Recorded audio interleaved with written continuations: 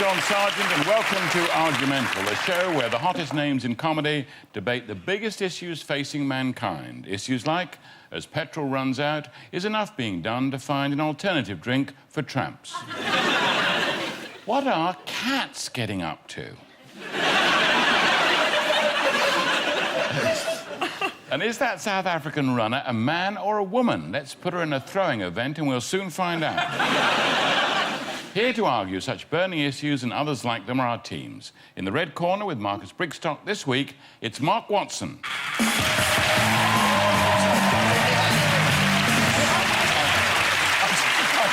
And joining Rufus Hound in the blue corner, please welcome Jack Whitehall.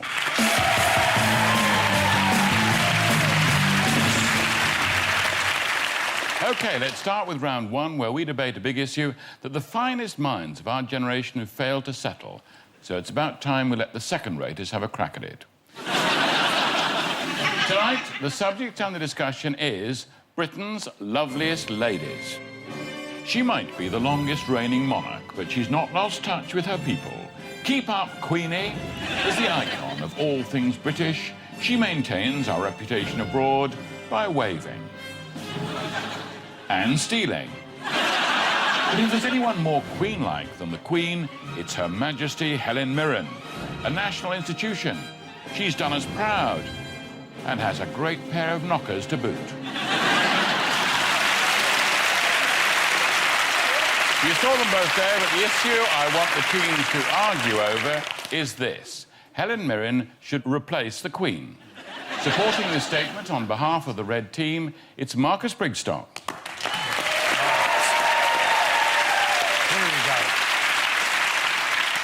Ladies and gentlemen, of course, Helen Mirren should replace the Queen. Look at that stamp. Get rid of the Queen, we create one of those. Who wouldn't want to hold that in your hand and say, "Bend over, lady, I'm licking you from behind"? I know I would.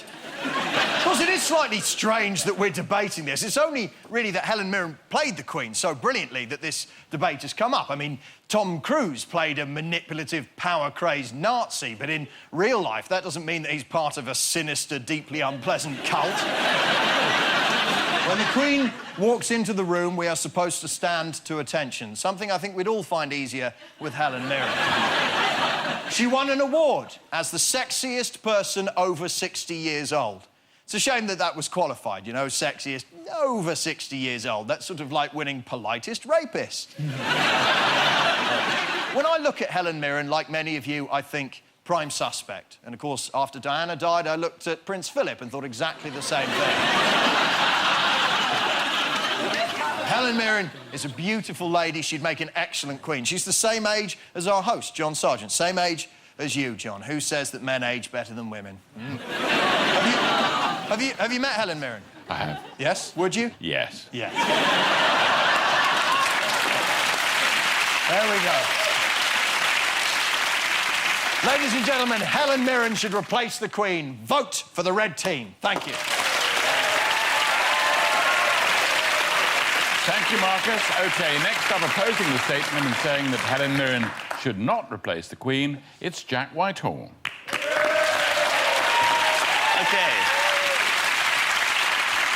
I only think for one moment that Helen Mirren should replace the Queen. Now, I'll start by admitting sometimes the Queen gets it wrong. Her decision-making can be a little bit strange at times. Like, given her situation, I personally wouldn't have taken my husband to meet the Obamas for the first time, just in case he put his foot in it. This is President Barack Obama. Oh, hello, Mr. Obama. I've got a joke for you. There's a black man and a nun in a bar. Shut up, Philip. When people present you with some of the arguments for keeping the royal family, they do seem a little bit weird. Apparently, the royal family generate more money through tourism than the London Dungeon, Madame Tussauds and the London Eye put together. Now, at first glance, I think I know which ones I'd rather have. The London Dungeon has a bloody good gift shop. Prince William, last time I checked, he doesn't even have a gift shop. I don't have to pay for Madame Tussauds' airfares. I have to pay for Prince Andrew's airfares. And I can get on the London Eye. I can ride it. I can't ride the Queen. I can't ride Prince Philip. I can't ride Prince Edward.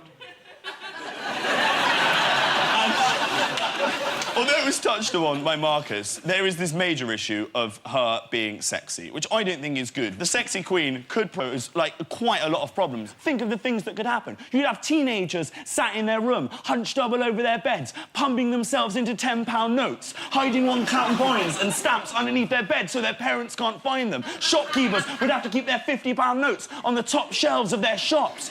Everyone would be stockpiling their money because they'd be so turned on by it. The entire economy would be devalued. It would lead to hyperinflation, and we all know what happens when you get hyperinflation, like they had in 1939. The Nazis came to power. What I'm saying is that if you vote for that team, you are not only voting for Helen Mirren to replace the Queen, you are voting for all of the political principles of the Third Reich.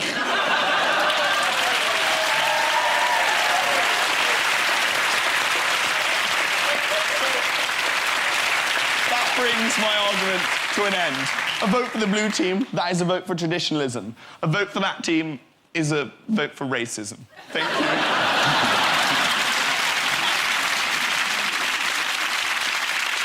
Thank you, Jack. So, Rufus and Mark, is there anything you'd like to say in support of your teammate? Probably something anti-Semitic. I feel shaken up having been accused of racism by a man whose pants are showing so much. Yeah, I mean, I think in what was an admittedly impressive speech, the pants were a big headline. I was simply snaring the front row with my crown jewels. OK, thank you all. So, should Helen Mirren replace the Queen? It's time for the studio audience to decide who made the best case. Hold up your red card if you agree with Marcus, who thinks it's time for Queen Helen I. And your blue cards if Jack convinced you that the Queen should stay put because, well, she knows where everything is. So, vote red for Marcus and blue for Jack. Vote now. Oh, that is as close as it's been, but that is just narrowly... Oh, yeah, not behind you. It's really been some shenanigans. What the bloody hell? That is highly suspicious. Yeah, sorry. Turn the lights out on that part of the audience. Come on, come on, down you come. The only 2 red voters on this side. Go on, piss off. So that looks like a victory for the blue team. Well done, Jack and Rufus.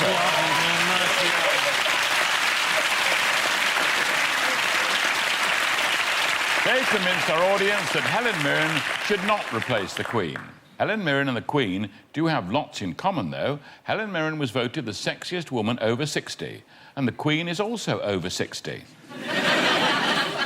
The monarchy is one of those great British institutions like Volkswagen or Bratwurst.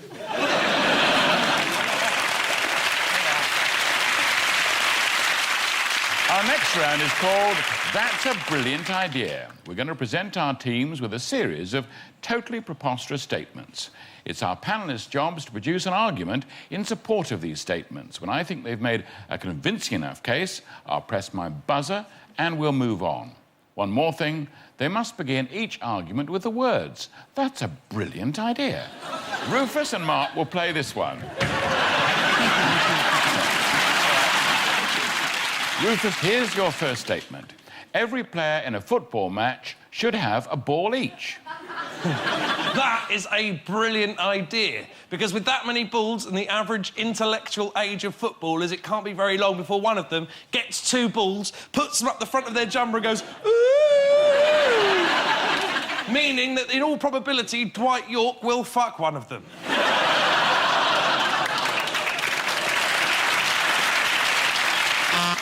Mark, Britain's first nude city should be Peterborough. That's a brilliant idea. Someone sort of went like that when Peterborough was mentioned there, and that is a reaction which Peterborough does not normally get from people, but it could all change. Which of us hasn't been to Peterborough and thought, this would be more fun if I had my cock out? Rufus, all books should be rewritten in text speak. That is a brilliant idea, and in fact, some plays already are. To be or not to be, that is the question mark sad face.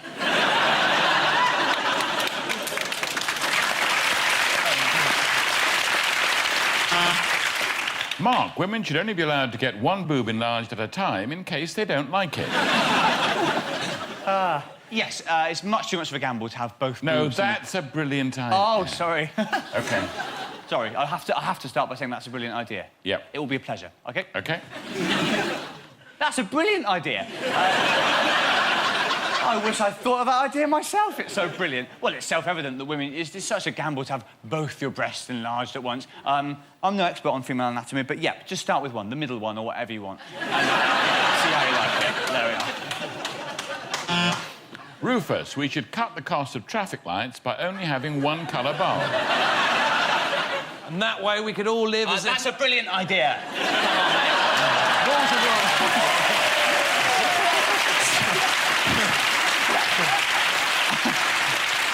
I know what I like, and I like to play by the rules. You sound like the least sexy action hero of all time. Rules, man. That is a brilliant idea, and then we'd all see the world as if we were cyclists.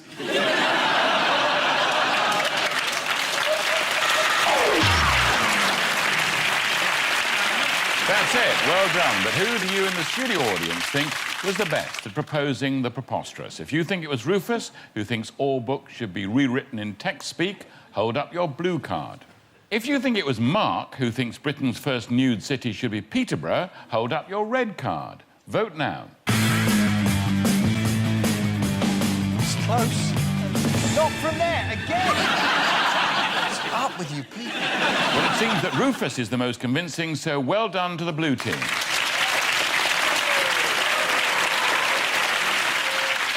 Join us after the break when our teams will discover if genetic engineering has left this man hung like a horse. Don't go away.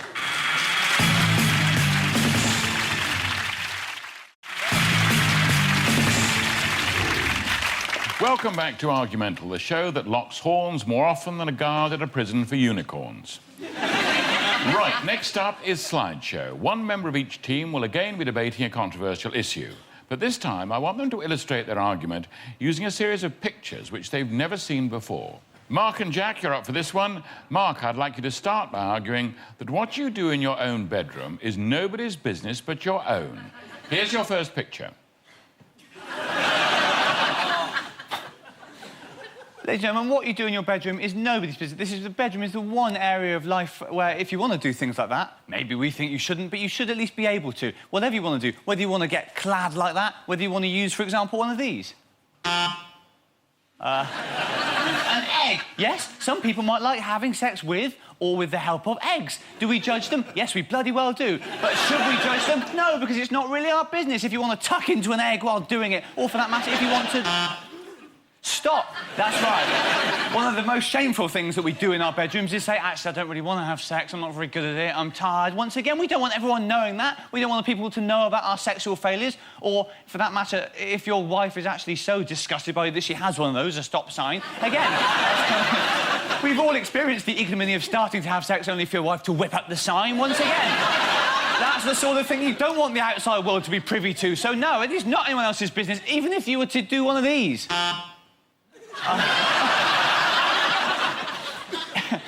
Oh, dear. That's right, we should all keep a monkish vow of silence about... what do you mean? Oh, you're not the one talking about shagging with a monk on the screen. What I'm saying is, just like a Trappist monk, we should take a vow of silence concerning what goes on in our bedrooms. And in particular, if you're having sex with a monk, you should keep that very quiet. Or should you? No, that's the sort of thing I'd like to know, but it wouldn't be my business. That's the point. We're talking about secrecy. And secrecy in sex is as important as this. And I think that picture shows why probably we're best off not knowing what goes on in other people's bedrooms because it's disgusting. Some people are like, oh, I want to watch porn with two lesbians. Not for me. Where's the excitement in watching two lesbians? I'm not involved. I may as well just watch a video of someone doing a job that I'm not qualified for. No. And if you need any more proof of that... The main depressing thing about that is how bored the man looks, really. I just can't be bothered doing this. It's like a day at the office. So, for all sorts of reasons, ladies and gentlemen, I beg you to vote for the red team. Thank you. Thanks, Mark. Jack, I'd like you to argue the opposite, that what you do in your own bedroom is other people's business. Here's your first picture. Okay, we need to tell people what is going on in our bedrooms, and it's a man's duty. If you're having sex, tell the world about it. If you're not, lie about it, because that's what men do. They say that thing, if a woman tells you how many men she's slept with, you're meant to double it. If a man tells you how many women he's slept with, you're meant to halve it. I can proudly say I have slept with 7 women in my life, meaning I've slept with 3 women and a dwarf. Or a pre-op transsexual.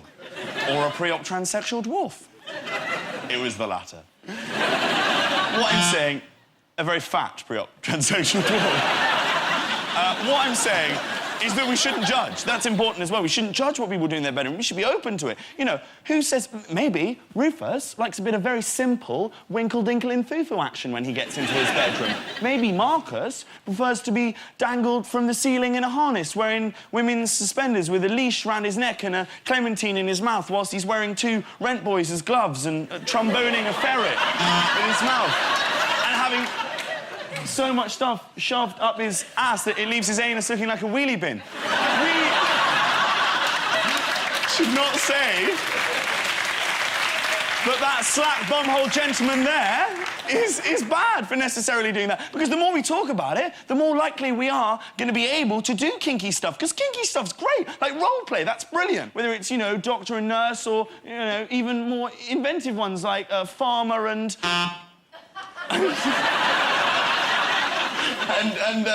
and like neo-Nazi gay. Isn't that weird as well? Bald men like that is like either like really gay or really racist.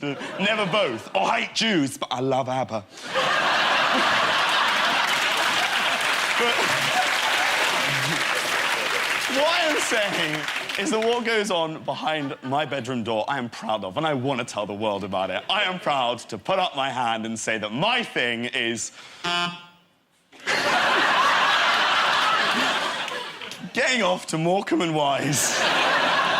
So, yeah, bear in mind that when you vote for the blue team. Then a vote for the blue team is a vote for, like, being sexually debauched, so yeah.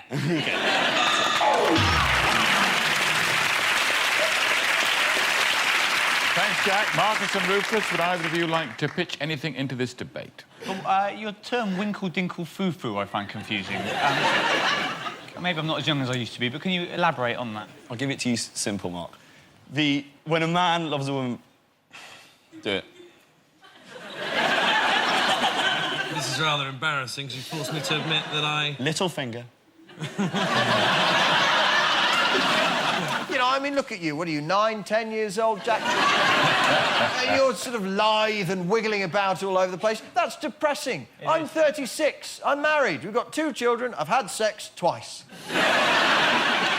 But what's the contention that, you know, what goes on in the bedroom is sacrosanct? Yeah, but it just means that people take it, well, I have these next-door neighbours, and the role plays became unbelievable. It was like, you know, I'm a dolphin, you must catch me in this net, but be careful because of EU fishing restrictions. It's a big, you know, can't you just have sex? You don't have to go on Wikipedia beforehand, you know. Thank you. So, is what you do in your own bedroom anybody else's business? It's a red card for Mark and Marcus, who need their privacy, and a blue one for Jack and Rufus, who are happy to let it all hang out. Vote now.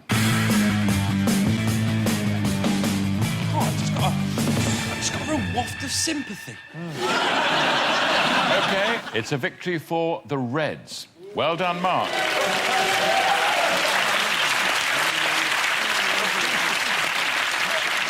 You've convinced the audience that what you do in your own bedroom is nobody's business but your own.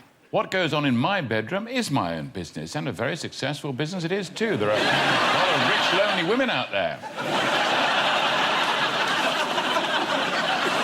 It's on now to our popular culture round, where tonight's debate is about a subject which is getting everyone's genomes in a twist: genetic engineering. So, is it really a good idea to be meddling with nature?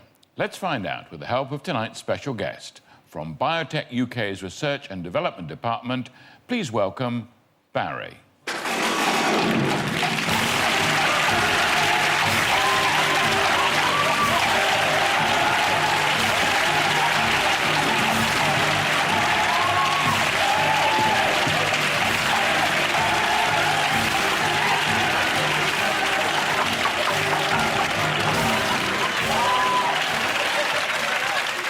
Welcome to the show, Barry. Barry is the culmination of 10 years of research into genetic engineering and has been created by combining the back half of a stallion with the front half of a stallion. You're up first, Marcus. Barry, Marcus.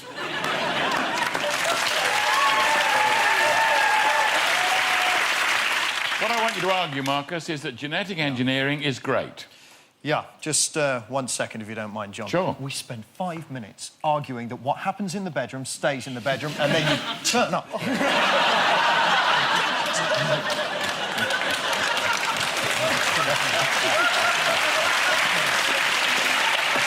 Completely undermine my argument.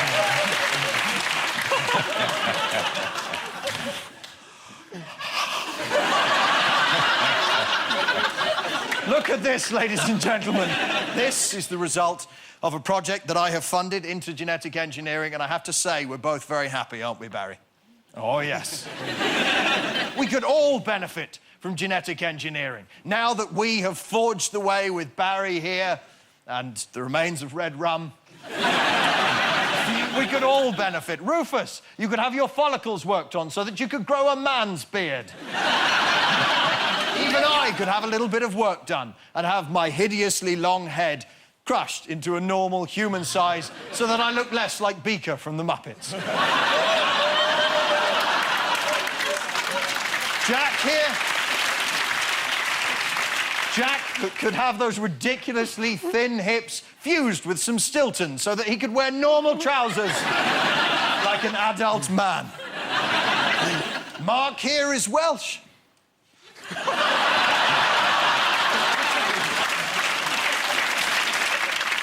Anyone who tells you genetic engineering is not the way forward is anti-science. That's what you're going to hear from these people over here. These are people that will stand outside a greenhouse in November going, "Oh, tomatoes in November! It's not natural, no!" A level of fear shared only with the Amish. I believe them to be Amish. Their idea of a good time is raising a barn, riding around on carts and having sex with their sisters. Well, I've had sex with your sisters and it ain't all that. Right, Barry? We can improve on nature. We have improved on nature. Vote for Barry, vote for me, vote red. Thank you.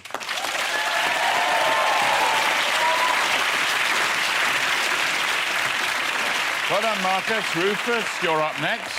Meet Barry. First, I think a song. I like big butts and I cannot lie. Do the dance, Centaur, do the dance.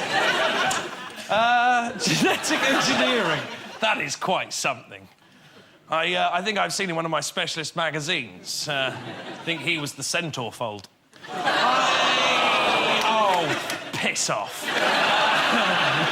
So, Rufus, you're arguing against Marcus and Barry and saying that genetic engineering is not great. No, it very clearly is not great. I just don't think that we should trust any experiment that starts with the phrase, "I'm going to need a human fetus."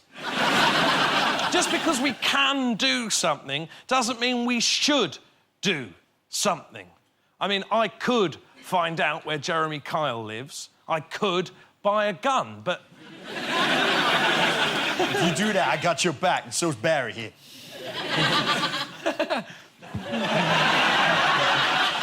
Barry would speak, but he can't. He's a little horse.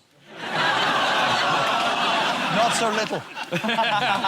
Just because we can do something doesn't mean we should. I think we've all seen those pictures of the monkeys with the electrodes in the head. Well, that's all very impressive, but it is inherently evil, and I turned my eyes away from it. You know what science brought us? I remember a time when science told us they wanted to dig a channel under the tunnel.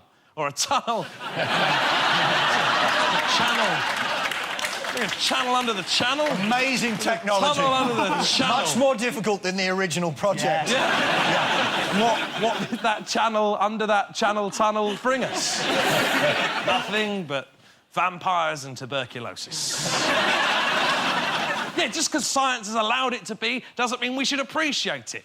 Jar Jar Binks. Just because science can do it doesn't mean it has any place in the world. And I'm pretty sure it's racist.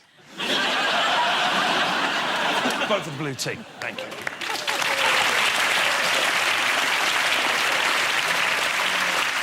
Thank you, Rufus. Mark and Jack, would you like to add anything in support of your teammates? I think if you offered most people the choice between a centaur or, at the very least, what would happen if Camilla Parker Bowles and Charles ever do mate? One advantage, though, of having designer babies is that all the babies would be really, like, you know, they grow up to be nice, handsome children and stuff, and then you'd have no bullying in schools, which is good because bullying is really bad, and I hate bullying. That's why I bought one of those anti-bullying bands when they first came out. So I say bought, I started off a fat ginger kid, but... Thank you all. So, is genetic engineering great? Once again, the studio audience will decide who made the best case. It's a red card for Marcus and Mark, who think genetic engineering is great, and a blue one for Rufus and Jack, who believe that Barry is an abomination against God and nature. Nothing personal, Barry. Vote now. Yes, Barry, I want you to know that vote is for you. Beautiful half-man, half-horse thing. So, it's a win for the Reds. Well done, Marcus and Mark.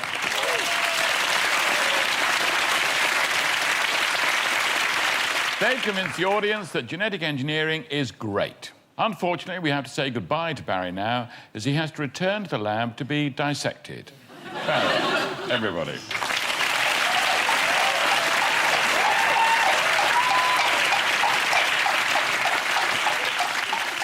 Many people are worried about the implications of genetic modification of crops. There is no proof that this process has any adverse effects, said one carrot.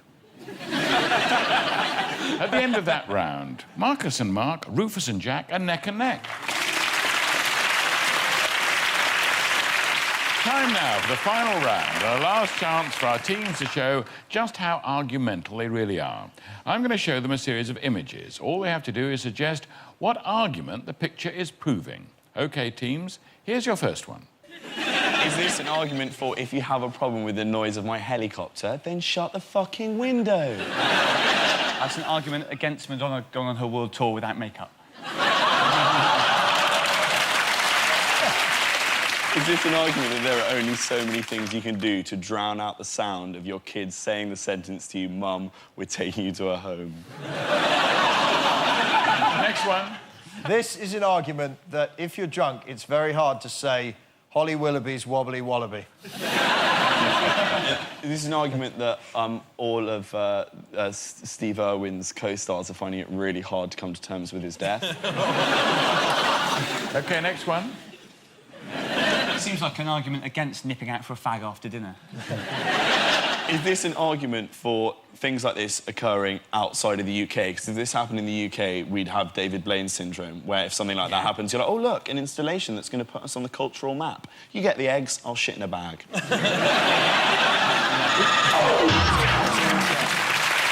OK, that's it. So, for one last time, it's down to our studio audience to decide who made the best case. Red for Marcus and Mark, and blue for Rufus and Jack. Vote now.